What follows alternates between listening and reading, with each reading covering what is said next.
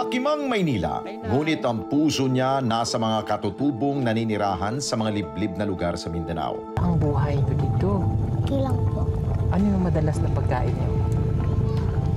Saging. Saging? Siya si Paul, o mas kilala bilang si Pugong Biyahero. Tubo mang Mindoro at pang-anim sa 9 na magkakapatid. Nakipagsapalaran siya sa Maynila para mabuhay at maghanap buhay. Laki ako sa hirap. From the start, kung paano kami naghirap, 9 kami magkakapatid.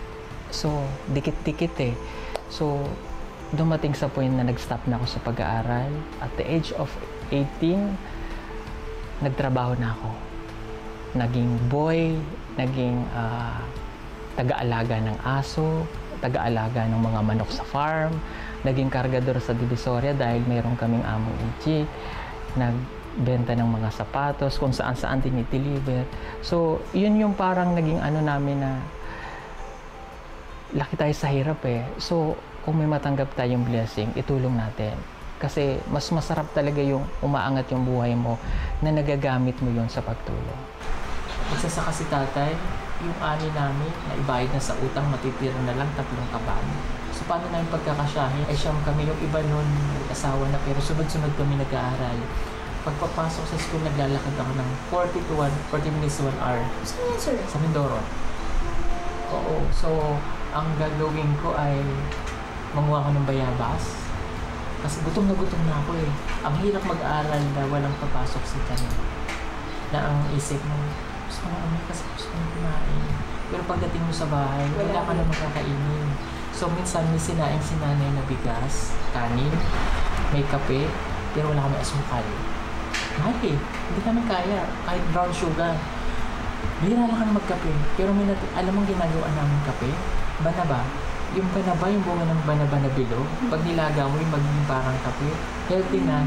Tapos bubuksan ko yung kaldero kung may sinay habang mainit. Ilalagay ko siya doon. Tapos pili ko sampurado na siya. Ito din, yung nagtatrabaho na sa supermarket na ano ba yung umiyak. Sorry. Wala na akong pera eh. So, merchandiser yung nag-aayos ng mga products sa supermarket. So, pag break time, kainan ulit. So, yung mga katrabaho mo, may baon, kumakain sa kantin. Ako wala eh. Kanin lang ulit. Ang ginagawa ko para hindi ulit nila ako makita, pumasok ako ng bahay. Nila ko yung pinto doon ako kumain. Sa Tupperware na kanin lang. So yun yung hindi ko malilimutan talaga sa buhay ko. Bakit nagawa ko? Sabi ko, siguro kaya ako nagawa yun kasi tinuruan talaga ako maging matatag. Si Paul, nagsumikap sa kanyang trabaho bilang kargador, merchandiser at pagiging tauhan sa Divisoria. Bago nagpandemya, sinubukan niya ang mundo ng social media bilang isang vlogger. At bagamat may maayos na content, anya tila ba may kulang sa kanyang ginagawa. Yung Pugong Biyahero kasi, yung pangalan na Pugong Biyahero ay galing sa tita ko. So, yung bata pa ako, tinatawag nila akong Pugong. Okay, tapos yung biyahero, yung trabaho ko before ay nagbabiyahe ako sa iba't ibang bahagi ng Pilipinas. So, idinuktong ko na lang siya. Bago mag-pandemic, ang content ko ay yung magagandang nangyayari sa Manila. Nung pumutok yung pandemic, lahat ng tao lockdown, nakikita ko sa newsfeed, maraming nangangailangan ng tulong, walang pagkain, kahit bigas, wala. Sabi ko, ayoko ng ganitong pakiramdam, parang wala akong magawa. So naisip ko, may kunti akong pera, pero yung nakikita ko sa newsfeed ko, yung iba pumipila sa barangay para may pagkain. Nagpatulong ako, nagpasundo ako sa sundalo. Kasi ang isip ko, 1 month lang siguro yung pandemic, another 1 month matatapos na. So makakabalik ako ulit. So sabi ko parang hindi nangyari, lumala pa lalo.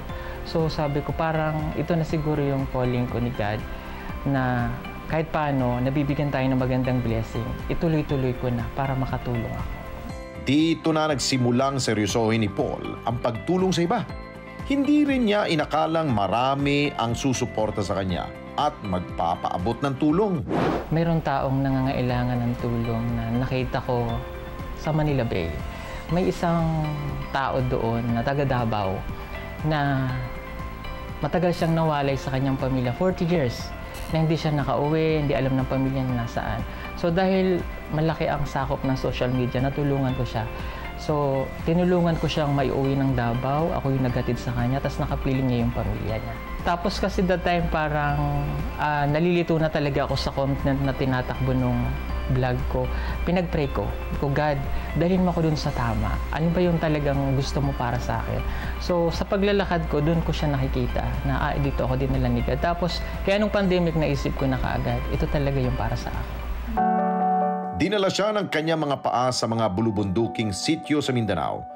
Dito niya nakilala ang mga katutubong lumad at hinatira ng tulong ang bawat isa sa kanila. Kasi nung nag-work ako before, nakita ko yung mga mountains sa Davao. Kasi kahit pa naisisingit ko yung pagta-travel, nakikita ko yung mga kababayan nating katutubong lumad. So, nasa mga remote area sila. So, napakahirap puntahan ng tulong. Napakahirap yung risk din kasi. So alam naman natin pag sinabi nating Mindanao. So tumatak sa isip ko na one day babalik ako sa inyo. Sabi ko, sila yung walang-wala.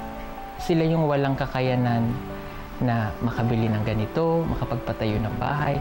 Kasi nagsimula sila sa scratch talaga. Hindi sila nakapag-aral. Bihira. So kaya ang naging focus namin yung mga batang katutubo na magkagaling, bigyan ng magandang edukasyon. Madalas ang kanyang pagbisita sa mga lugar na ito, inaabot na ilang oras na biyahe, pagtawid sa ilog at paglalakad ng kilo-kilometro. Okay, doon kasi sa team namin, ang challenge talaga yung pag-akit sa bundok. Minsan, muntik na kaming maanod sa ilog ang sasakyan, mahulog sa bangin. Ako ilang beses na akong nahulog, nagkapasa, nagkasugat. Yun yung pinaka-challenge talaga. Nandiyan na yung tulong na dadalhin mo okay na yun. Pero yun talaga yung kasi kumbaga yung pagcha-charity namin, risk talaga, napaka-risky sa bundok. And hindi namin alam yung dadat nandoon. Para kay Paul, mas naiintindihan niya kung gaano kasimple ngunit mahirap ang kalagayan ng ating mga kababayan pag ito ay kanyang personal na nabibisita kahit pa sa kalagitnaan ng kabundukan. Yung mga katutubo, napakasimple lang. Bigyan mo lang sila ng konting, like for example, bigas. Kasi sila, ang kinakain nila ay kamote, nasa sa bundok, saging, kung ano lang mayroon sa bukid. Ang bigas bihira lang. Mais pa minsan. Oo, mais. May dala kaming kanin, ulam, ipapalit namin sa kanila, amin yung kamote, amin ano. Sobrang saya nila. Sabi ko, ito mga taong ito, napakasaya kasi kontento kung ano ibinibigay ng Diyos sa kanila. Dahil sa sitwasyong ito ng mga lumad, namulat ang kanyang isipan at nag-isip na mas malalim na paraan para sila'y matulungan. So nagtuloy-tuloy yun kasi dun sa area nila, dun ko na nakita lahat na itong lugar na to kailangan ng tulong. So ang dami, yung mga walang bahay, pinagawa namin ng village, yung mga batang hindi nakapag-aral, naging scholar na sila namin. So siguro hindi ko na mabilang sa dami nila. Yung mga estudyante ngayon, nasa 15 student na. Yung naging scholar? Yeah, opo. Tapos, yung mga pabahay, nasa 70 plus na siya. Kaya yung, sabi ko nga yung pagtulong naman, di namin binibilang kung ilan na yung natutulungan natin. Hayaan lang natin kasi binibigay ni God yung karapat-dapat Yung bilang na hindi mo dito iipunin yun sa taas Tsaka pag tumulong ka, dapat dito galing. Huwag mo iisipin yung nasa mundo tayo ng social media, yung kita kagad. So, hayaan mo lang. Ako, bago ko narating to talagang pinagporsigyan ko, sabi ko kay God, kung saan mo talaga ako dalhin, kung ano yung bigay mo sa akin, tatanggapin ko, kahit maghirap ako. Kaya yung nung yung na-achieve ko to, sabi nga nila charity, #1 charity vlogger ako, sabi ko, numero lang yan. Pero yung pinaka-importante doon, yung tulong, no? Yung tulong na naibibigay mo sa kanila. Hindi nabibilang yun, hindi matutumbasan ng kahit na. Pagod man sa araw-araw nilang pagbibigay ng tulong. Para kay Paul, iba sa pakiramdam ang taos-pusong pasasalamat ng mga taong kanyang narerespondihan. 7 times a week. So ngayon lang ako nakapahinga. Minsan nga narealize namin habang tumatakbo kami. Sabi ko, araw-araw pala tayo tumutulong. Nakapagpahinga lang tayo sandali. The next day, diretso na naman tayo. Sabi ko, yung ginagawa pala natin, ito na yung pang-araw-araw nating pamumuhay. Kumbaga, sinasama natin yung pamilya natin sa hanap buhay kasi naghahanap buhay tayo. Pero kasama rin pala natin sila sa araw-araw kasi lagi tayong nagmimisyon. Nakakaramdaman ng pagod. Pero pag nakita mo yung tinulungan mo, mga deserving talaga, tanggal yun. Tapos pag naramdaman mo sa puso mo yung pagtulong, talagang hindi matutumbasan ng kahit na ano. Masaya, sobrang masaya. Ang pagtulong kasi hindi naman kailangan malaki, maliit. Importante galing sa puso. Kasi yung bagay na maibibigay mo sa kanila, malaking bagay at malaking impact sa pagkatao nila yon. Kumbaga kahit paano maibsan man lang yung kahirapan, mas masaya yun compare doon sa bibigyan mo sila ng malaki pero pang madalian lang. And doon sa mga normal lang na hindi naman nagbablog, wala naman sa social media, okay lang po yan. Hindi naman kailangan talaga yung pagtulong palaging i-feature natin sa social media. Yung pagtulong kasi kahit hindi nakukuhanan ng video o kahit hindi nakikita ng ibang tao, basta ikaw gumagawa ka ng kabutihan sa kapwa mo, napakaganda at napakalaking impact na yun sa Panginoon. Dala-dala namin yung mga package na isinako na para makarating po kaagad sila doon. Kami po maglalakad po kami ng 2 oras. Marami man sa ating mga kababayan ang hirap pa ring maabot para mabigyan ng karampatang tulong. Ang pagresponde dala ni Pugong Biyahero sa mga katutubo, isang malaking patunay na may mga taong handang magsakripisyo at rumisponde sa mga katulad nila gaano man kalayo ang kanilang lalakbayin. Ako si Pugong Biyahero, Certified E-Responder. Mga karesponde natin dito sa Net25, umabot na po ng 1 million subscribers ang ating YouTube channel. Kaya naman, masaya kami na ibahagi sa inyo na natanggap na natin ang YouTube Gold Play button.